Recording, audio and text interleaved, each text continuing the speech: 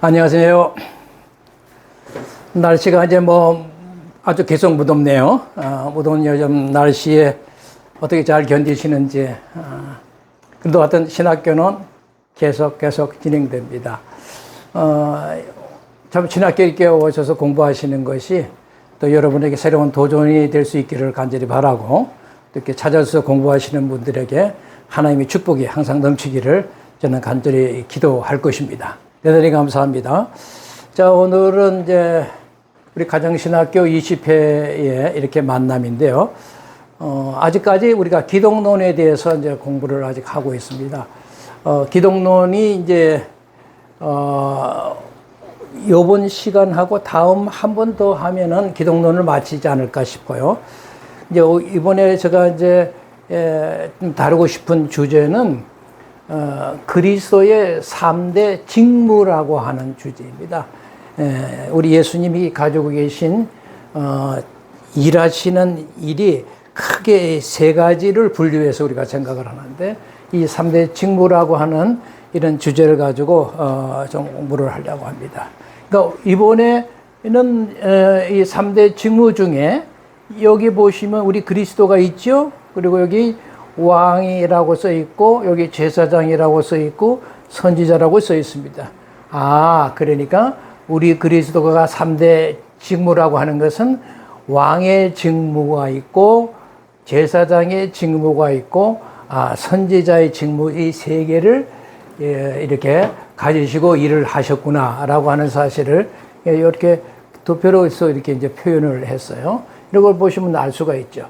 근데 오늘은 다음에는 이제 제가 왕의 직분하고 제사장으로서의 직무를 이건 두 개를 합해서 다음 시간에 공부하고, 이번에는 이제 선지자 직무에 대해서만 좀 공부를 하려고 합니다. 그래서 오늘 이제 선지자의 직의 내용이 무엇인가, 그 내용에 대해서 좀 살펴보고, 그 다음에 선지자를 예표하고 있는, 미리 이렇게 보여주고 있는 조짐, 그런 것들을 좀 살펴보고, 그 다음에 선지자의 이게로서의 수행 방법이 어떻게 이렇게 일을 하셨는지 그 방법에 대해서 좀 얘기를 하고, 그리고 그 일을 하신 그 수행의 시기가 어떻게 되는가, 이런 정도로 우리가 이제 공부를 하시면 선지자직에 대한 내용은 좀 잘 이해를 할 수 있을 것이다, 이렇게 이제 생각이 되어집니다. 오늘은 그래서 이제 선지자직에 대해서 이렇게 이제 공부를 하겠는데, 일단 이제 이렇게 그리스도를 중심으로 이 세 직분을 가지고 있기 때문에 오늘은 대체적으로 이제 신학교에서도 그리스도를 중심으로 이렇게 세 직분으로 일을 하셨다라고 하는 걸 이제 가르치고 있죠. 근데 제가 여기서는 좀 추가하는 내용도 있고, 좀 더 이렇게 설명이 필요한 내용, 또 혹시 또 잘못 알고 있는 내용들도 혹시 이제 있기 때문에, 하여튼 어쨌든 이 문제를 좀 다룰 때 같이 집중해서 좀 들어주시면 고맙겠어요. 우리 예수님께서 요한복음 5장 17절에 아버지께서 일하시니까 나도 일한다, 이제 이런 그 말씀을 하셨어요. 그러니까 실제 예수님은 우리가 알기는 짧은 그 한 3년 공생애 동안에 큰 일을 이렇게 엄청난 일을 하셨다, 이제 이렇게 알고 있지 않습니까? 그러니까 그 예수님이 하나님의 일을 열심히 이렇게 하셨다라고 하는 걸 우리가 다 이제 알고 있고요. 그렇다면 예수님이 도대체 무슨 일을 하셨고, 또 어떻게 그 일을 하셨나 라고 하는 것이 이제 우리가 궁금할 텐데, 그래서 한마디로 말하면 예수 그리스도는 당신이 그리스도이시고, 히브리어로는 메시아이시기 때문에 그냥 메시아 일을 하셨다. 헬라어로는 그리스도로서 그리스도 일을 하셨다. 간단하게 대답을 할 수가 있죠. 그러니까 그리스도라고 하는 말은 이제 헬라어고, 그 다음에 이제 그것이 히브리어는 메시아인데, 이 말이 이제 어떻게 말해서 번역을 했냐면 기름 부음 받은 자다라고 하는 의미를 가지고 있어요. 기름 부음을 받았다라고 하는 것입니다. 그러니까 옛날 우리가 구약 시대도 전에도 한번 제가 이거 설명한 드린 적이 있는데, 구약 시대도 어린 양의 그를 잡아서 그 기름으로 이렇게 이제 선지자를 세울 때, 제사장을 세울 때, 또 왕을 세울 때 그 기름을 이렇게 부어서 그렇게 이제 참 그 직분을 이제 시작할 수 있도록 그렇게 이제 열어 주신 거죠. 그러므로 이 구약 시대의 선지자 또 제사장 이 왕이라고 하는 각각의 세 직분을 예수님은 다 이렇게 몰아서 한 품에 안아서 당신이 그 일을 다 이렇게 하셨다라고 하는 것입니다. 그래서 이제 그 내용을 우리가 조금 이제 살펴보려고 이제 한 것인데, 이게 도표로 본 이제 이렇게 우리가 왕이시고 제사장이고 이제 선지자이신데, 일단 제사장이라고 하는 직분은 뭐 우리가 잘 알듯이 말하자면 하나님 앞에 백성들의 죄를 이렇게 제사를 통해서 중보하는 역할을 했잖아요. 그래서 하나님께 이렇게 늘 제사를 통해서 백성의 죄를 이제 하는 그런 일들을 이렇게 했습니다. 그런데 그런 일반 제사장들이 한 그 일하고 예수님이 이 제사장으로서 한 일은 큰 차이가 있는 거잖아요. 그러니까 예수님께서는 당신의 그 단 한 번이 당신이 십자가의 죽음이라는 제사를 통해서 그래서 구속의 역사를 완성시켰다라고는 의미를 가지고 그가 단 한 번의 제사를 십자가에서 드리신 거란 말이죠. 그러니까 그 사건이 당신이 스스로가 제물이 되어 주셨다라고 하는 것입니다. 어떤 다른 제물을 삼아서 그 제물을 가지고 드린 것이 아니고 당신 스스로의 제물을 드리심으로써 모든 구속의 역사를 한 번에 끝내버리셨다라고 하는 거죠. 그런 점에서 이 일반적인 제사장들의 역할하고는 차이가 있는 거죠. 그래서 이제 여기다가 이렇게 대자를 좀 써보죠. 대제사장. 그러니까 일반 제사장이 아니라 대제사장이다라는 말이 더 표현이 이제 예수님에게는 어울릴 것이고, 저는 이 대제사장도 부족합니다. 이게 대제사장. 이렇게 표현해도 무리가 없어요. 그런 분이시기 때문에 대제사장으로서 일을 하셨다라고 이제 하는 것이고, 두 번째는 이제 왕으로서의 일을 하셨다라고 하는 것입니다.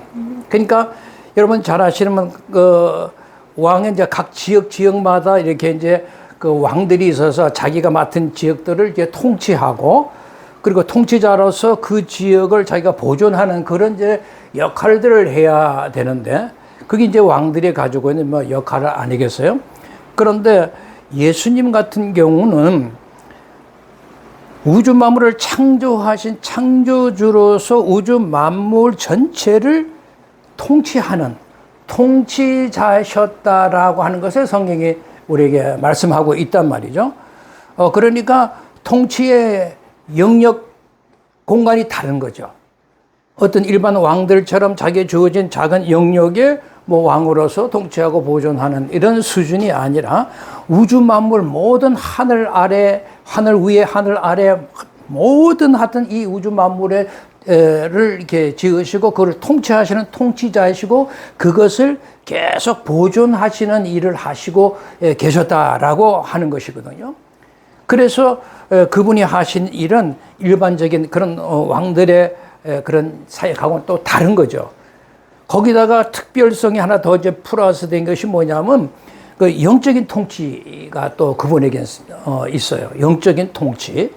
영적인 통치라는 것은 당신이 세운 교회 공동체를 실제로 이제 이렇게 통치를 하고 계시는 거죠. 그러니까 이 영적 통치를 더불어서 우주 만물의 통치 모든 것의 통치자이시고, 그리고 그것을 보존하시는 이제 그런 입장에서 일을 하고 계신단 말이죠. 그래서 저는 이 왕 이렇게 표현하기보다는 만왕의 왕, 이게 더 멋있어요. 우리 예수님에게 표현은 오고 가는 모든 시대의 왕. 통달해서 그게 예수님하고는 비견이 안 되니까 모든 만왕의 왕이시다. 그분이 통치하는 통치 영역이 다르고 하시는 역사가 너무나 크게 다르기 때문에 우리가 그것을 이제 알아야 됩니다. 그래서 예수님은 이 만왕의 왕이시다. 이런 우리가 표현이 더 어울린다라고 하는 거죠. 예수님은 그럼 우리가 어떻게 만왕의 왕이라고 우리가 생각을 할 수 있느냐면은, 여러분, 예수님이 십자가에서 단 한 번에 당신 스스로를 제물로 드려서 이 구속의 역사를 이제 완성하셨는데, 만약 그거로서 아무 뒷일이 일어나지 않았다 그러면 그 주장에 아무 의미가 없어져요. 누가 그걸 믿겠어요? 근데 그분은 이러한 단 한 번의 제사가 구속의 역사를 완성했다는 것을 확증시켜주는, 그리고 그분이 모든 왕 중에 왕이라는 사실을 확증시켜주는 사건이 일어났잖아요. 그게 맞으면 그분의 부활의 사건이란 말이죠.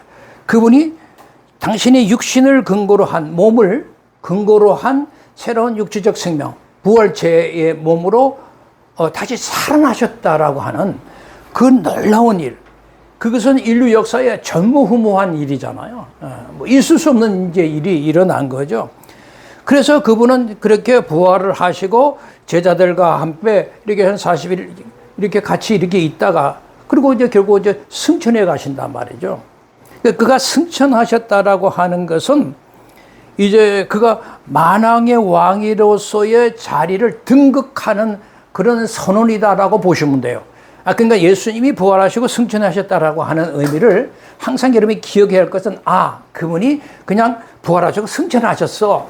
그리고 언제 다시 오신대. 이렇게 좀 우리가 축소된 의미로 생각하지 마시고, 그분이 죽으시고 부활하셨다라고 하는 것, 사건이라고 하는 것은 그분이 모든 만왕의 왕으로, 통치자로 등극하셨다라고 하는 선언으로 보시면 정확한 성경적인 해석이에요. 그런 점에서 그분을 우리가 만왕의 왕이라고 얘기를 할 수가 있는 거거든요. 그러니까 그 예수님이 그렇게 하늘에 승천하셨을 때 더 이상 그 하늘에서 말하자면 이 사탄 마귀와 그 세력들이 더 이상 거기 있을 수가 없게 되는 거죠. 그 전까지만 해도 거기서 있으면서 그냥 그 하나님의 백성들을 이렇게 고발하고, 저 사람 저거 봐라. 그러니까 저 못된 짓을 하는 사람 하나님 벌 줘야 되지, 이렇게 고발하는 역할도 하고 온갖 못된 짓을 많이 했어요. 그런 마귀와 그 세력들이 거기서 더 이상 견딜 수가 없는 거죠. 내쫓긴 거죠. 그래서 이제 이 땅에 내어 쫓겼다. 그래서 하늘에서 만왕의 왕으로 만주의 주으로 등극하셨다라고 하는 게 이제 성경이 우리에게 증거해 주고 있는 내용이거든요. 그래서 여러분, 이건 중요한 내용이니까 꼭 좀 찾아서 보셔야 되는데, 예수님에 대해서는 이미 하늘의 만왕의 왕으로 등극하시는 내용이 이미 예언되어 있단 말이죠. 그것이 어디에 있냐면 이 다니엘서 여러분 그 7장에 이렇게 한번 이렇게 보시면은, 다니엘서 7장에 이렇게 한번 여러분 펼쳐 보시기 바랍니다. 13절과 14절에 이렇게 보면은, 다니엘서 7장 13절 14절입니다. 기억하시고 자, 따라오세요. 내가 또 밤 이상 중에 보았는데, 자, 이상 중에 지금 뭘 보고 있는데 어떤 이상을 보았냐면, 인자 같은 이가 하늘 구름을 타고 와서 옛적부터 항상 계신 자에게 나아가 그 앞으로 인도된다라고 얘기를 해요. 그러니까 인자 같은 분이 하늘 구름을 타고 어떻게 해요? 그 항상 계셨던 바로 그분 성부 하나님께 나아가서 인도되는 장면이 이렇게 나오죠. 이렇게 된다라고 하는 것을 예언하고 있어요. 그리고 14절에 바로 항상 계신 자가 그 인자 같은 그에게 뭐를 허락하냐면 권세와 영광과 나라를 다 주고 모든 백성들과 나라들과 각 방언하는 자로, 그러니까 온 세계 모든 세상을 가리키지 않습니까? 누구를 어떻게 했다? 바로 그분을 섬기게 하셨다. 그렇게 말하면서 그 권세는 영원한 권세라 얘기를 하고 있습니다. 그러니까 인자 같은 이가 하나님 앞으로 인도되면서 모든 세상의 나라를 다 그분에게 주고 모든 영광을 그분에게 드릴 수 있는 권세를 허락하시는, 그래서 만왕의 왕으로 등극하시는 것이 이미 이 구약 성경에 이렇게 예언이 되어 있단 말이죠. 그런데 이러한 예언이 성취되는 것을 성경에서는 보여주고 있는 것이 바로 그 사도의 행전 그 1장에서 이렇게 우리가 볼 수가 있습니다. 그러니까 사도행전 여러분 1장에 보시면 여기 11절에 이제 보시면 이제 9절에 보면 하늘에 올려 가시니 구름이 저를 가려 보이지 않게 하더라. 그가 이제 승천하는 내용을 지금 보여줘요. 여기서 이제 구름이 언급되고 있는 바로 다니엘서서 얘기하는 구름을 타고 이렇게 주님 앞 그 하늘에 그 만왕 그 저기 성부 하나님께 인도되는 내용이 나오잖아요. 예, 구름이 저를 가리져 보이지 않더라는 것은 구름으로 인도되고 있는 모습을 보여주고 있습니다. 그때 이제 제자들이 막 그 하늘을 쳐다보고 있으니까 야, 이 갈릴리 사람들 어찌 하늘을 쳐다보느냐? 너희 가운데 하늘로 올리우신 이 예수는 하늘로 올라가신 본 그대로 오시리라. 이렇게 이제 표현을 했어요. 그러니까 이 본문 11절에 있는 이 내용의 본문이라고 하는 것은 바로 다니엘서 7장에서 예언하고 있었던 그 내용이 예수 그리스도께서 죽으시고 부활하시고 승천하심을 통하여 그 예언이 지금 이 말씀을 통해서 지금 확증되어지고 그것이 완성되고 이루어졌다라고 하는 사실을 여기서 이제 보여주고 있다라고 하는 거죠. 그러니까 구약은 예언적인 성격을 가지고 예언을 하셨으면 신약은 그것의 성취를 예수 안에서 성취된 내용을 보여주고 있는 말이죠. 이것이 그 사도행전 1장 11절에 있는 이제 말씀입니다. 그러니까 사도행전 1장 11절에 이제 여러분들이 오해를 좀 하고 있는 부분이 있어요. 이것은 성경이라는 것은 모든 것을 문자적으로만 이해하면 큰일 납니다. 그 모든 역사적인 정황 속에서 그 기자가 그 기록한 사람이 그 당시 어떠한 그런 역사적 정황 속에서 그 이 단어들을 끌어가지고 썼느냐라는 것이 굉장히 중요한데 그냥 지금은 번역되어 있는 내용만 가지고 예를 들어서 하늘이 그렇게 올라가신 대로 그냥 오실 것이다, 재림할 것이다 이렇게 이제 해석하기 쉽잖아요. 예. 본대로 오리라 이렇게 이제 번역을 했어요. 그런데 이것은 이 지금 11절의 이 내용은 바로 아까 다니엘서 7장에서 예언하신 그 등극하는 인자가 하늘에 가서 말하자면 그 모든 권세를 이렇게 받으시고 하나님의 만국의 만왕의 왕으로 등극하시는 내용의 예언이 여기서 성취되었음을 보여주고 있는 내용이라고요. 예. 여기 이제 그대로 오시리라고 하는 말은 저는 이 오시리라고 하는 말이 좀 문제가 있다라고 봐요. 자, 오시리라. 그러니까 우리 경우에는 우리 지금 여기 사람 앞으로 이제 다시 이렇게 오신다 이런 이제 해석을 했는데 여기에 이게 오신다라고 하는 것은 이제 말하자면 이게 그 에르코마이라고 하는 단어를 우리는 이제 오실이라고 번역을 했습니다. 그런데 이 언어라는 게 우리 경우는 이제 우리 경우를 생각해 보자고요. 가령 예를 들어서 제가 이제 지금 이제 어떤 일을 마치고 이제 집으로 이렇게 뭐 차를 타고 이제 돌아가는 길인데 집사람한테서 전화가 온 거예요. 아유 지금 야, 대학 안 오고 뭐 하는 거야? 그럴 때 저는 전화를 받았으면 어떻게 해요? 저희 우리말은 나 지금 가고 있어. 난 가고 있는 거야. 지금 버스 타고 가고 있어. 이렇게 대답을 할 거 아니에요. 난 가고 있다. 난 가고 있다라고 얘기할 거예요. I'm going. 나 지금 가고 있어. 이렇게 우리말로는 대답을 하는데 가령 영어를 우리가 한번 보자고요. 영어에서 가령 그런 똑같은 상황에서 그 아내가 여보 왜 안 와? 이렇게 할 때 그러면 그 남편이 그 아내한테 가면서 우리말로는 나는 간다, 나 가고 있어 이렇게 I'm going 해야 맞는데 그들은 I'm coming 그렇게 얘기하거든요. 난 오고 있다. 아니 가고 있다라고 얘기해야 맞는데 오고 있다라고 하는 말이 무슨 말이에요? 그것은 우리는 내가 중심이 돼가서 내가 어떻게 가고 있냐 안 가냐 뭐 이런 것을 표현하고 있지만 영어만 해도 이 상대방을 항상 배우고 상대방을 중심으로 생각을 하는 거죠. 그러니까 아내 입장에서는 지금 남편이 어떻게 하고 있는가요? 오고 있는 거죠. 그죠?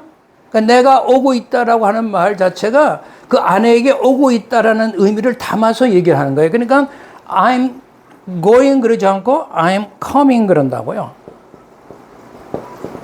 그러면 만약에 I'm coming이라고 영어에 번역이 된 걸 우리가 썼다면 나는 오고 있어요. 이렇게 할 거 아니에요. 그죠? 근데 I'm going 하면 나는 가고 있어요. 이렇게 할 것이고. 그런데 이제 이렇게 언어라고 하는 것이 이렇게 좀 특징이 이렇게 이제 있는 것인데 엘코마이라고 하는 이 단어도 그 문장 속에서 이 뜻이 to go로도 해석해서 쓰이기도 하고 또는 to come 온다라고 하는 의미로도 쓰이고 뭐 appear 뭐 나타난다 뭐 이런 다양한 의미로 사용되는 것입니다. 그러니까 그 문장에 따라서 내가 오고 있다라고 표현하고 뭐 가고 있다 이렇게 얼마든지 이제 그 상황에 따라 쓸 수가 있는데 이 본문이야말로 사도행전 1장 11절에서 말하고 있는 엘코마이를 우리는 본대로 오리라, 나한테 오리라, 우리한테 오리라 이렇게 번역을 했지만 이것은 실제로 다니엘서 7장에서 예언하고 있는 말씀이 성취되고 있는 주님 앞으로 그 만왕의 왕 앞으로 그 권세를 받으러 가는 모습을 그려놓은 거예요. 여러분 이해를 하셔야 돼요. 여러분들이 지금 우리 한국교회도 잘못 알고 있는 부분이라고 저는 생각을 합니다. 그러니까 이런 부분을 그래서 제가 좀 추가로 제가 따로 저기 설명을 드린 건데, 뭐 성경의 해석이라는 게 지금 우리 한국에 많은 설명도 했지만 모든 것이 다 옳은 것은 이제 아니거든요. 예. 뭐 그렇다고 해서 제가 다 옳다 이런 게 아니라 나름대로 이것을 연구하고 한 입장에서 잘못된 것은 잘못됐다고 말씀을 드리는 것입니다. 그런 점에서 우리가 그분은 만왕 왕이다 이제 이렇게 우리가 이제 얘기를 하는 것이고, 그 다음에 하나는 이제 이분이 이제 선지자 역할을 하잖아요. 선지자 역할이라는 것은 뭐냐? 그 하나님의 말씀을 받아가지고 이거를 백성들에게 전하는 역할을 하잖아요. 그죠? 예. 말씀을 전하는 사람들이에요. 이 선지자는. 여러분이 잘 아는 뭐 사무엘, 뭐 이사야, 예레미야, 에스겔 뭐 등등 본 사람이 하나님이 받은 계시를 이렇게 백성들에게 전하는 것을 기록으로 이렇게 보여주고 말로 전하는 것이란 말이죠. 그러니까 하나님의 계시를 대언하는 입장에서 백성들에게 전하는 사람을 이제 우리가 이 선지자들이라고 얘기를 하는데, 이 예수님 같은 경우는 여러분 잘 아시는 대로 요한복음 1장 1절에 뭐라고 얘기를 했어요? 예수님은 태초에 뭐가 있다? 태초에 말씀이 있다라고 얘기를 했어요. 그러니까 태초에 말씀이 계시니라. 근데 그 말씀이 곧 하나님께서 계셨는데 그 말씀이 하나님이시다 이렇게 밝히는 거죠. 그러니까 말씀이 하나님이시다라는 거예요. 그러니까 아르케 이게 지금 이게 다 썼나? 이게 잘 안 나오네요. 이렇게 아르케 엔호 로고스 아르케 엔호 로고스 이렇게 되어 있어요. 태초에 아르케 태초에 로고스 말씀이 엔 여기 계시다 이렇게 이제 되어 있습니다. 그러니까 당신 스스로가 아르케 태초에 말씀이 계신데 그 말씀이 곧 뭐다? 데오스다. 데오스다. 즉 하나님이다. 말씀이 곧 하나님이다 라고 얘기를 하신 거예요. 그러니까 당신 자신이 말씀이시에요. 그러니까 그분이 하신 모든 말씀, 행동 그냥 그 자신이 말씀이 되는 것입니다. 그런 점에서 그분은 그냥 선지자가 아니라 대선지자, 대대 선지자. 표현 자체가 부족해요. 하여튼. 그러니까 그렇게 이제 우리가 얘기를 알 수가 있습니다. 그러니까 태초에 말씀이겠는데 말씀이 곧 하나님이시다. 그분 자신을 그렇게 얘기를 하고 있단 말이죠. 그래서 아주 우리가 이분이 참 이 땅에 오신 것부터가 말씀이 쫙 역사를 이제 하신 건데, 근데 이제 제가 여기서 한 가지, 이 내용은 여기 내용하고는 조금 뭐 다른 빈도로 나가긴 하는데, 우리 대부분 많은 애들이 좀 잘못 알고 있는 부분이 있어요. 그게 뭐냐면, 이 아르케라고 하는 이 단어가 이제 헬라어인데, 이 아르케라고 하는 이것을 이제 우리 한국말로 태초에 이렇게 번역을 한 거예요. 태초라고 번역을 한 거죠. 이게 태초라고 하는 뜻입니다. 그러니까 말씀이신 예수님은 태초에 계셨다라고 하니까 이 태초에를 어떻게 생각을 했냐면은 이 태초는 영원 전의 태초다. 이렇게 해석을 하고 있더라는 거죠. 이 태초라고 하는 것이 영원 전의 태초다. 이렇게 해석했어요. 왜냐하면 창세기에 보면은 하나님께서 태초에 천지를 창조하셨다고 얘기를 하잖아요. 천지를 창조하셨다. 그러니까 창세기의 태초는 이제 히브리어인데 이 베레시트입니다. 이게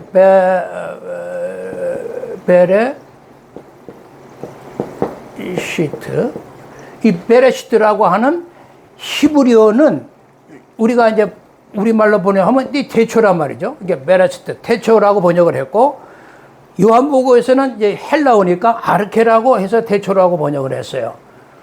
그러면 이거 태초하고 이거 태초가, 이거는 예를 들어서 물질을 처음 창조할 때 얘기니까 물질계를 처음 만들 때 물질계 태초, 물질계가 만들어지는 태초를 얘기하는 것이고, 요 태초는 영원 전의 태초다. 이렇게 이제 해석을 한 거예요.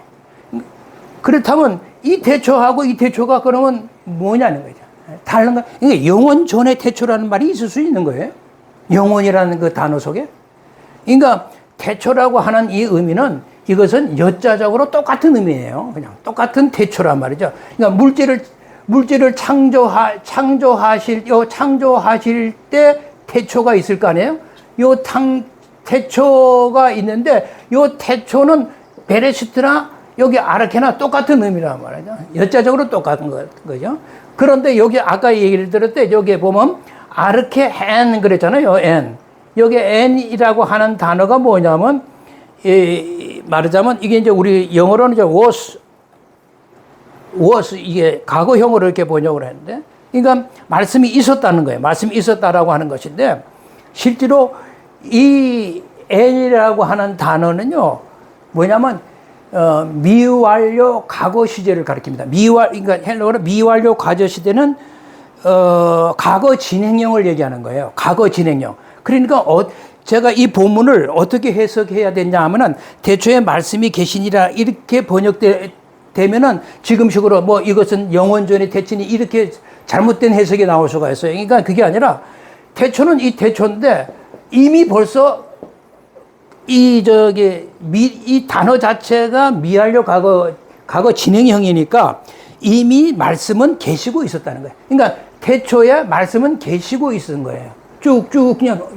언제인지 모르지만 쭉 계신 거예요. 영원전서부터. 그러니까 이 태초가 중심이 되어서 이 말씀은 계시고 있었다. 이렇게 번역해야 맞다고 생각해요. 그러니까 태초에 말씀이 계시니라 이게 아니라 태초에 말씀이 계시고 계셨다. 말씀이 계시고 있었다. 이렇게. 그러면 말씀은 태초 전에부터 이미 계시고 있었구나. 미래 그 과거 진행형으로 이렇게 해석하는 것이 전 맞다라고 얘기를 합니다. 그러니까 태초가 뭐 이것은 영원전의 태초니 이렇게 쓸데없는 얘기하는 사람들 제가 뭐 많은데 혹시 그렇게 알고 있는 혹시 분들 또 그런 목사님들은 저기 바로 그걸 좀 잡아주시면 좋겠어요. 자, 그러면 이제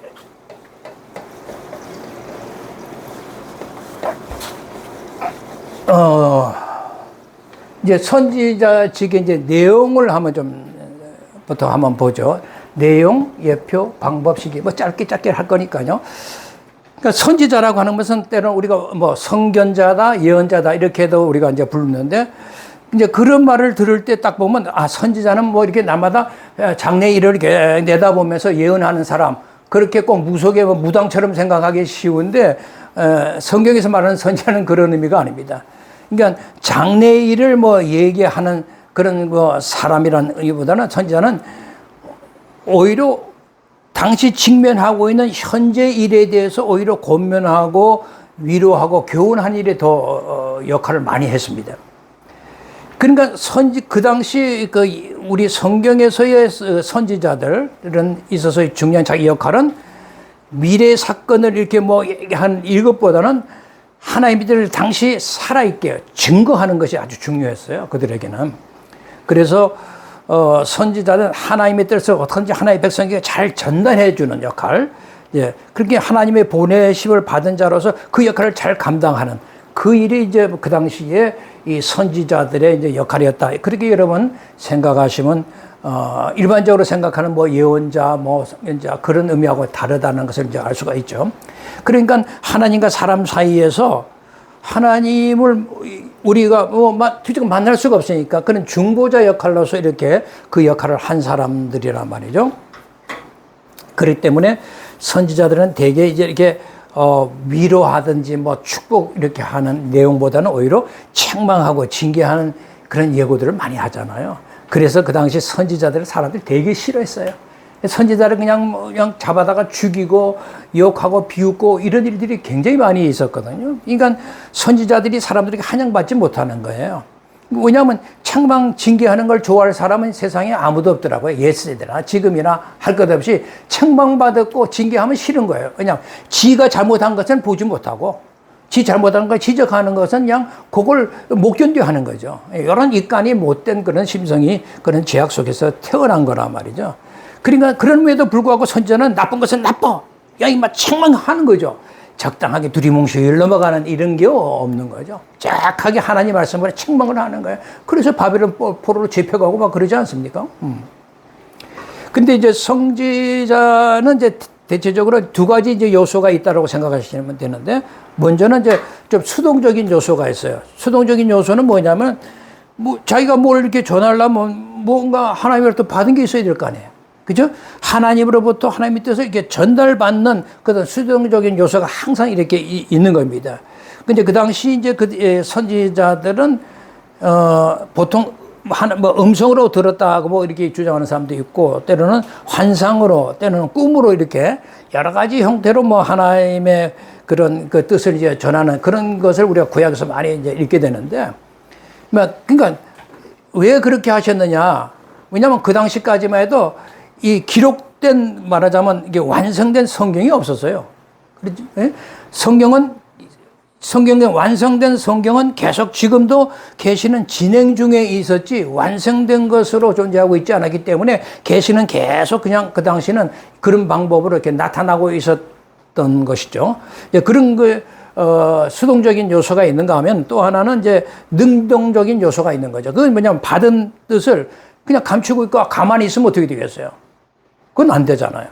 그러니까 그 받은 그 뜻을 반드시 그 사람들에게, 백성들에게 이게 전달해야만 된다는 거죠. 전달하지 않는 선지자는 있을 수가 없는 거죠. 그래서 그런 행위를 우리가 능동적인 요소다. 이렇게 이제 얘기를 하는데, 받기만 하고 전달하지 않으면은 그건 선지자 자격이 이제 없는 거죠. 그런 점에서 항상 그 당시 그 선지자들은 자기가 이렇게 전하는 능동적인 요소보다 무엇이 더 중요하다? 수동적인 요소. 하나님으로부터 말씀을 받는 그 수동적인 요소가 더 항상 앞서가야 되죠. 그게 중요합니다.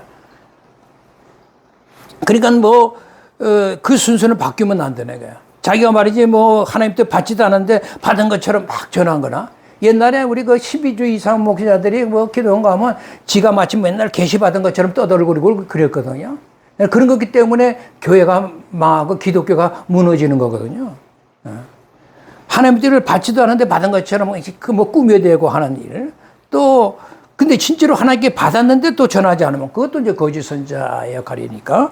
어쨌든 그 선지자가 하나님의 뜻을 우리 인간에게 이제 이게 전달을 이렇게 했는데, 그 전달하는 그 방식은 좀 상당히 이제 다양했다라고 하는 것을 알 수가 있습니다.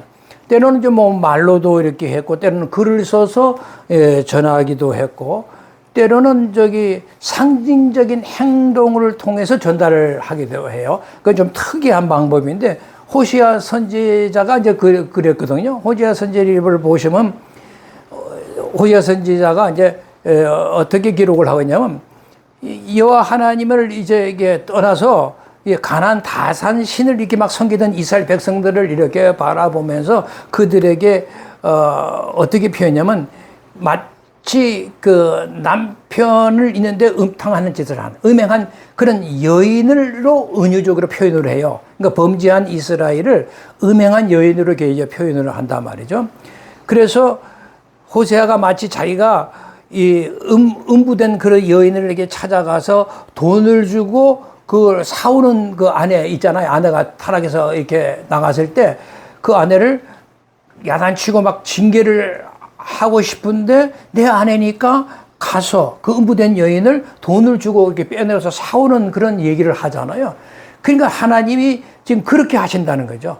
음부된 다른 신들을 섬기는 이 이스라엘 백성들을 어떻게든지 끌어서 당신의 품에 안기려고 하는 그런 모습으로도 이제 얘기하는 좀 이런 특이한 참 재미있는 그런 내용들이 이제 이게 발견이 되게 돼요.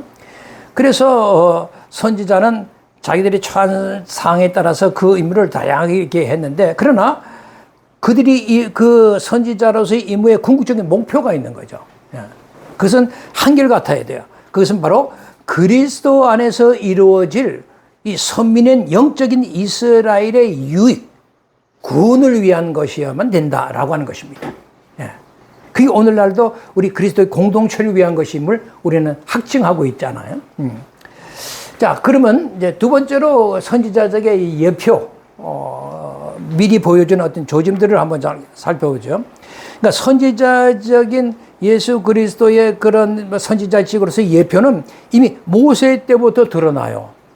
모세가 신명기 18장 15절에 뭐라고 이렇게 예언을 했냐면은 기록을 해 놓으세요. 신명기 18장 15절을 메모해 놓으시고, 자, 제가 읽겠습니다. 내 하나님 여호와께서 너희 중 내 형제 중에서 나와 같은 선지자 하나를 너를 위하여 일으키시리니 너희는 그를 들을지어다. 그렇게 얘기했어요. 자, 이렇게 모세가 한 이 얘기를 사도 베드로는 이 말씀을 어떻게 이해를 했냐면 예수 그리스도의 선지자직을 가르치시는구나 라는 것으로 잘 이렇게 파악을 한 거죠. 그래서 이 사도행전 3장에 보시면은 이 사도행전 3장의 22절에서 24절의 말씀을 보면은 그 예언을 이렇게 인용해서 얘기를 해요. 사도 베드로가 뭐라고 얘기를 하냐면 모세가 말하는데 주 하나님이 너희를 위하여 너희 형제 가운데서 나 같은 선지자 하나를 세울 것이니 너희가 무엇이든지 그 모든 말씀을 들을지어다. 그렇게 얘기했어요. 누구든지 그 선지의 말을 듣지 아니하는 자는 백성 중에 멸망을 받으리라.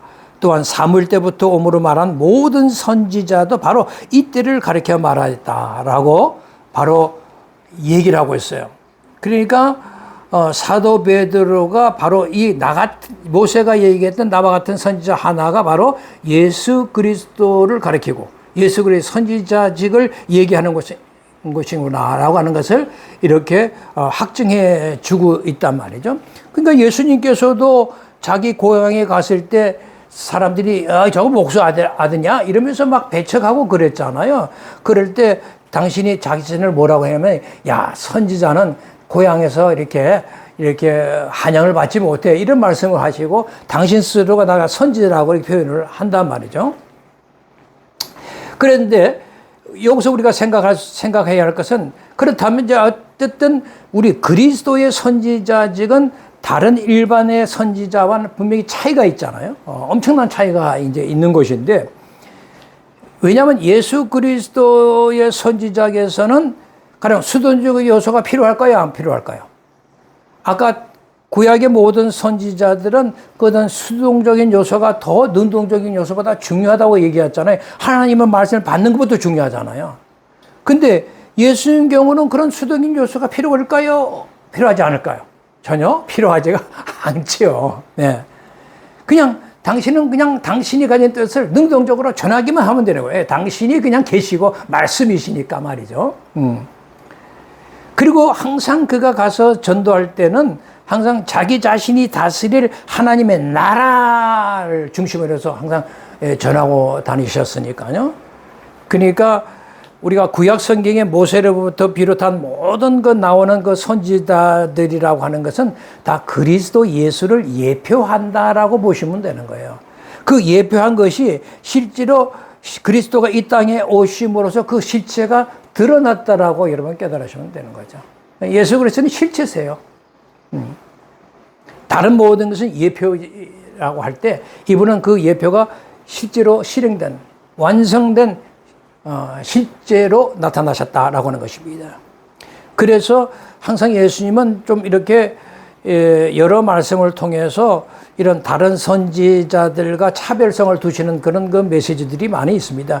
특히 이제 그 마태복음 21장의 포도원 비유 같은 데를 보면 일반적인 그런 다른 선지자는 그냥 종이라는 표현을 하고 있거든요. 그리고 그런 데 비해서 자신은 아들이라는 표현을 해요. 그러니까 아들과 종은 굉장히 엄청난 차이가 있는 거죠. 그죠? 예. 아들과 종은 뭐 차이가 큰 것입니다. 그렇게 예수 그리스도의 선지자되게 하는 것은 성경에서 이미 이렇게 예표해 와셨다라고 하는 것이고, 그 다음에는 우리가 그리스도의 대선지자의 수행 방법에 대해서 좀 이렇게 생각을 해보자고요. 예수님의 그 선지자적의 수행법은 굉장히 다양했어요. 뭐 장소적으로도 그랬죠. 뭐 산에 가서 들에 가서도 하시고, 때로는 집에 가서도 하시고, 때로는 성전에 가서도 하시고, 때로는 말씀으로 하나님 뜻을 이렇게 계속 전하기도 하시고, 때로는 말없이 뭐 이렇게 땅바닥에 그림을 이제 그리시기도 하셨고, 때로는 그 채찍을 맞으시고, 이렇게 또는 성전에서 막 상을 이렇게 엎으시면서도 이렇게 당신이 선지자직을 수행하셨고, 때로는 바람을 막 꾸짖으시고 죽은 자를 이렇게 살리고 일으키고 병든 자를 고치면서 그 하나님의 뜻을 이렇게 전하게 하셨고, 때로는 기도하는 모습이라든지 당신의 고난을 겪는 모습, 때로는 십자가에서 죽는 모습, 그리고 십자가에서 죽은 다음에 3일 만에 부활하시는 모습, 그리고 승천하는 이런 모든 그 사건들, 그런 모습들이 바로 당신의 그 선지자로의 직을 수행하는 모습이다라고 하는 것입니다. 그러니까 모든 행적이, 그분의 모든 행적이 다 선지자적인 그런 수행 방법이었다라고 우리가 이해하시면 되죠. 그래서 이제 사도 요한이 요한복음 21장 25절에 야, 이런 모든 것을 낱낱이 우리가 다 기록한다면 이 세상이라도 이 기록된 책을 두기 아주 부족할 것이다, 이렇게 표현을 하잖아요. 예. 예, 그러니까 그만큼 그 수행 방법이 이제 다양했다는 것이고, 때로는 예수님도 이렇게 하시는 말씀을 쫓아가 보고 행한 그 말씀들, 행하심을 이렇게 쫓아가 보면, 근데 다른 선지자들처럼 때로는 뭐 위로도 하시고, 권면도 하시고, 때로는 교훈도 하시고, 때로는 훈계도 하시고, 때로는 책망도 하시고, 또 저주도 때로 따라 이렇게 이제 적절하게 조화를 일으키면서 하셨죠. 그랬지만은 제일 중요한 것은 그분은 하나님의 나라라고 하는 진정한 복음, 당신을 통해서, 예수 그리스도인 당신 자신을 통해서 이룩하시는 하나님의 나라라고 하는 이 기가 막힌 좋은 복음을 계속 전하셨다라고 하는 것입니다. 그리고 때로는 이제 이렇게 비유를 통해서도 말씀을 많이 이렇게 하셨는데, 이제 어려운 내용, 이런 것들은 쉽게 설명하기 위해서 이제 비유로 이렇게 설명을 이렇게 많이들 하셨잖아요. 어쨌든 하여튼 누구보다도 완전하게 하나님의 뜻을 이렇게 잘 전하셨다라고 하는 것이고, 그리고 그렇게 전해서도 들을 귀가 있는 자만이 들었다는 거죠. 들을 귀가 있는 자만이 듣고 깨달을 수 있었다. 반드시 듣고 깨달을 수 있는 자에게는 그것이 항상 그 말씀들이 그대로 이루어졌다라고 하는 사실입니다. 저희들도 마찬가지예요. 저희 식구도 마찬가지. 모든 사람들이, 그리스도 아닌 사람들은 다 그분의 말씀에 들을 귀가 있도록 하나님의 길을 열어주셨다는 축복이 있는 거죠. 그런 은혜가 있는 거죠. 그래서 우리가 듣고 깨달을 수가 있는 거지. 제가 무슨 자격으로 그걸 깨닫고 들으면서 이해를 했겠어요. 자, 이것이 이제 그리스도의 이제 수행 선지자로서의 수행 방법이었다면, 이제 마지막으로 그리스도의 선지자적인 수행 시기가 어떻게 되나 한번 이제 살펴보고 오늘 이제 마치려고 합니다. 그러니까 그리스도께서는 뭐 잉태되는 순간부터 잉태되고 탄생되고 그렇게 시작 쭉 공생애 하다가 그 다음에 죽으시고 부활하시고 승천하실 때까지 전 세계를 통해서 그분은 선지자직을 이제 계속 수행을 하셨다라고 하는 거 여러분이 잘 알죠. 그러나 그리스도의 선지자직의 수행 시기라고 하는 것은 지상 이 시간, 지상에 오셔서 했던 그 지상 생의 시간 동안만이 당신이 이렇게 선지자직을 수행한 것이 아니라 이미 그 전부터 그런 일을 하셨다라고 하는 것입니다. 그러니까 구약 성경에 보면 여호와의 사자의 모습으로, 그러니까 천사의 모습으로 나타내서 하나님의 뜻을 전하는 이제 그런 그 얘기들이 있는데, 뭐 예컨대 이제 예를 들어서 이 창세기 18장에 하나님이 그 마무리 상수리 나무 이렇게 아래 앉아 있는 그 아브라함에게 이제 이렇게 말하자면 그 아브라함이 장막문에 탁 앉아 있을 때 사람 셋이 탁 나타나는 거예요. 그러니까 이 사람 셋이 이게 모습으로 나타났는데 이 아브라함이 딱 보니까 벌써 알죠. 그래서 따뜻하게 영접하면서 몸을 굽히고 무릎을 꿇고 내 주여 내가 주께 받은 은혜를 입었사오니 내게 떠나지 말아달라고 이러면서 막 부드럽게 기도하는 내용들이 나오거든요. 이러한 내용에서 그 여호와의 사자가 바로 예수 그리스도의 선지자직이었다라고 하는 것을 보통 성경은 그렇게 해석을 하고 있습니다. 뭐 또 하나 예를 들면은 이제 야곱이 이제 그 20년 만에, 그러니까 자기 삼촌 그 라반, 외삼촌 라반에서 봉사하다가 그리고 이제 20년 만에 떠나서 고향으로 돌아가는 길에 꿈에 이제 하나님의 사자가 탁 이렇게 야곱에게 나타나는 내용들이 나오잖아요. 그러면서 야곱아 이렇게 부르는 거죠. 근데 야곱이 내가 여기 있나이다 이렇게 대답을 하고요. 너가 20년 전에 바로 이곳 베델에서 나를 위해서 기름 붓고 이렇게 제사를 지냈는데 내가 지금 그걸 기억하고 내가 이게 너의 소원을 다 알고 있으니 넌 이것을 떠나서 그래 내 출생지로 돌아가라 이렇게 이제 얘기하시는데요. 이런 것들, 이런 하나님의 사자가 나타나는 모습에 통해서 예수님의 선지자가 그때부터도 이미 하고 계셨다라고 하는 것을 우리가 이해할 수가 있죠. 그리고 예수 그리스도께서는 이 하나님의 종들의 마음속에 계시형으로 역사하시는 거예요. 지금 제가 말씀을 이렇게 강의하고 전하고 있는데 여기 저 개인의 생각으로 막 이렇게 전한다면 이 의미는 아무 의미가 없죠. 저라고 하는 하나님의 종의 마음속에 계시의 영으로 역사하셔서 지금 당신의 선지자직을 수행하고 계신다 이렇게 우리가 설명할 수가 있는 겁니다.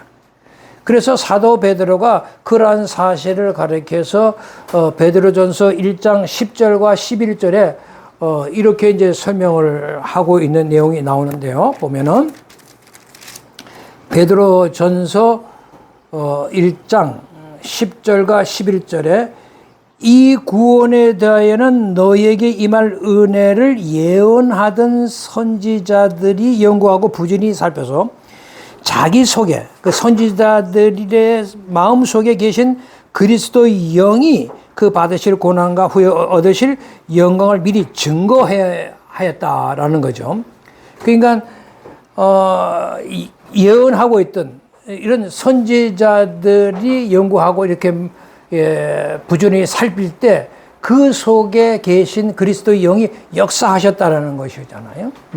그래서 예수의 그 영을 통하여 받으실 그분의 그 십자가의 고난과 그분의 부활의 영광을 미리 이렇게 이제 증거하셨다라고 하는 거죠. 그러니까 전하는 예언하던 선지자들 속에 역사하는 것처럼 오늘도 그 계시의 영을 통하여 하나님의 말씀을 증거하는 그런 그 목자들을 통해서 그 계시의 말씀 선지자직을 이렇게 수행하고 계신다 이렇게 우리가 설명할 수가 있는 거죠.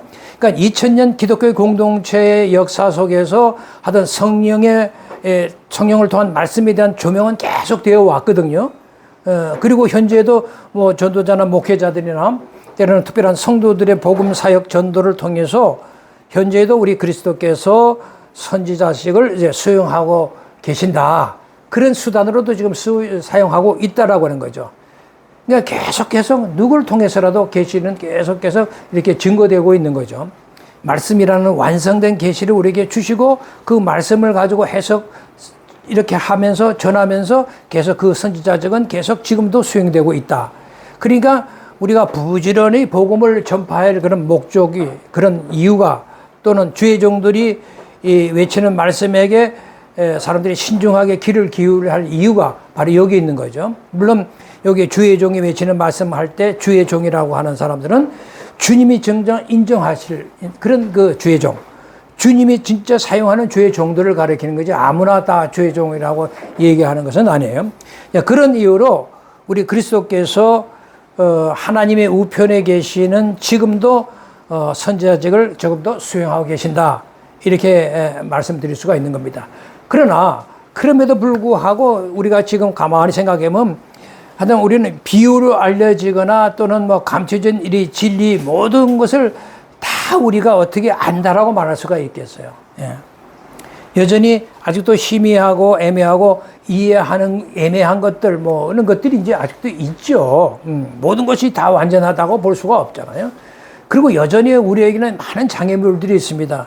그런 뭐 철학의 사상이라든가 또는 문화라든지 또는 사상이라든지 또는 언어의 장벽들 또는 그런 어떤 문제에 대한 개념들이 상당히 우리에게 대한 장벽들이 된다라고 볼 수 있는데, 그런 것들 때문에 때로는 많이 이제 왜곡되어서 우리에게 다가오는 경우들이 있기 때문에 조심할 것이 많죠. 그러나 하여튼 하나님의 나라에서는 언젠가는 그리스도의 선지자직의 이 바른 올바른 완전한 수행으로 말미암아 모든 것이 분명하게 정확하게 완전하게 깨닫게 되는 그런 때가 이제 오겠죠.